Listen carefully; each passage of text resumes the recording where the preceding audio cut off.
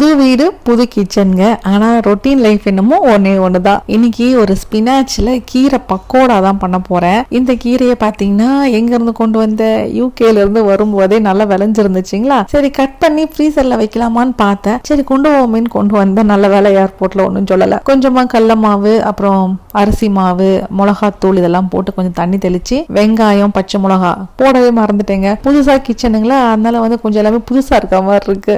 யூஸ்வலா பண்ற அந்த ரொட்டீன் இது நமக்கு வரமாட்டேங்குது. எல்லாத்தையும் மிக்ஸ் பண்ணிட்டு பொரிக்கலாமேன்னு பார்த்தா எண்ணெயை காணோம். சரின்னு சொல்லிட்டு தேங்காய் எண்ணெய் இருந்துச்சு, அதே ஊத்தி இந்த மாதிரி பொரிச்சு எடுத்தாச்சு. இது ஒரு ஃபர்னிஷ்ட் ஹவுஸுங்க. நமக்கு இந்த மாதிரி பாத்திரம் இதெல்லாமே வீட்டுல வச்சிருந்தாங்க. கொஞ்சம் கொஞ்சம் கிராசரிஸ் மட்டும் நான் இங்க பக்கத்துல கீழே தமிழ் கடை இருக்கு, போய் வாங்கிட்டு வந்துக்கலாம். கொஞ்சம் நான் வரும்போதும் கொண்டு வந்திருந்தேன். 4 பாத்திரம் இருக்கிறது நிம்மதியா இருக்குங்க. டிஷ் வாஷர் கலவாவும் இருக்கு, கிச்சனும் குப்பையாகாம இருக்குது. நாம தான் நிறைய பாத்திரத்தை சேர்த்து குப்பையாக்கிடுறோம். நீங்க என்ன சொல்றீங்க? பார்க்கலாம். டாடா.